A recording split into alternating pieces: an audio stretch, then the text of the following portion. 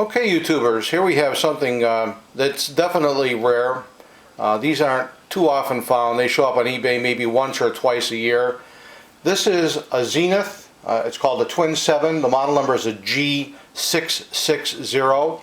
It's an AM radio, and inside it's also a player.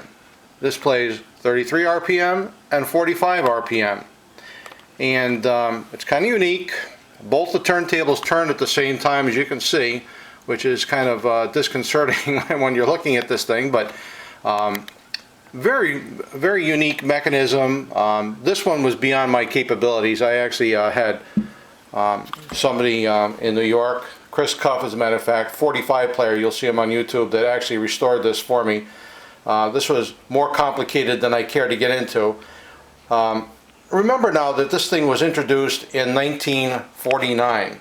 In 1949, this was $49.95.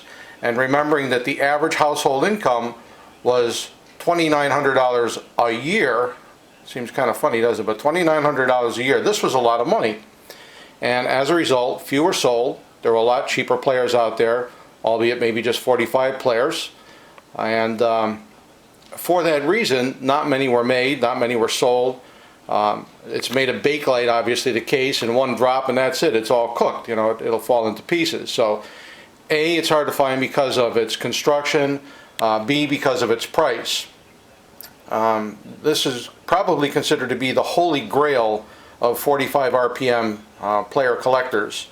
In the front here we have the control that's going to change the stations. This right here is for AM radio and for the player. Over here is the tone control, and this is the volume control. So right now, and you'll notice it's got a nice red light in the front there, this thing is on AM, so we're going to turn it up. Or maybe not. Wall Street Journal this morning. Had it wrong setting there, but there's your AM radio. Here's your tuning. Being installed outside Metro's 86 rail stations to stop crime. Officials say $2.8 million volume control, the tone control. Security will be used to purchase 105 color cameras. Installation is expected to begin soon. The cameras will be the first to film. And now we're going to go to the record section. When we lift this up, you'll notice the tone arm is kind of cool. This is the Cobra tone arm. That hard for you to see there in this kind of light, but there are the little snake eyes on the face there. And the way this works is this tone arm must be lifted up and turned into the position that you want it to play. So you carefully have to twist it, for instance, to the 45 section. I'm just going to drop this here now. And we're going to put a 45 record on here. Like this. And let's do the play.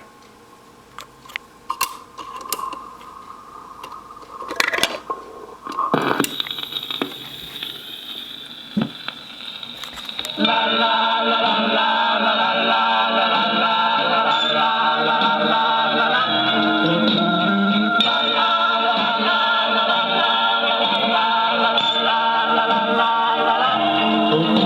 I pray to the angels above to send me down someone I really could love, who wouldn't kid around. Don't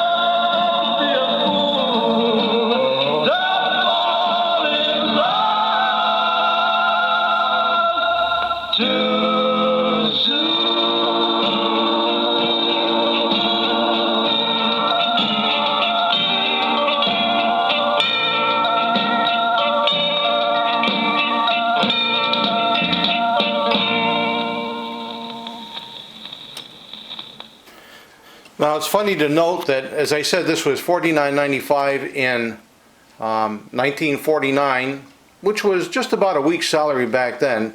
And to keep things into perspective, that's just about what this thing is going to cost you today if you find one. About a week's salary, for some people even more. These commonly and consistently bring anywhere between $700 and $1,000, usually not working at that point. And just to show you something here, the Achilles heel on these players, let me just lift this up here, is right at the base, because you had to carefully lift this, and actually you're supposed to shut it off first. I'm not going to do that, but you carefully had to twist it, and it should be twisting it from the bottom, there we go, to the position that you want it to play, either 33 or 45, and this would commonly break. In fact, when you find these, that's usually what's happened. Either the tone arm is broken, or it's just basically clipped right off of the very base here. If you look at 45player, on his restoration on this here, he did a spectacular job of repairing the post on this one, because this one did have a broken post. I was very fortunate in that I found a collector that had two of these players. This is the better condition of the two. In fact, it's in really nice shape. And I believe Chris is also going to be doing the rest of the restoration on the second one. You should be able to see that on YouTube sometime in the future. So there you go, another beautiful piece of history. This time it's 1949 history, not 1950 history, but it is a spectacular player, difficult to find, and I'm just happy that I can show you something like this.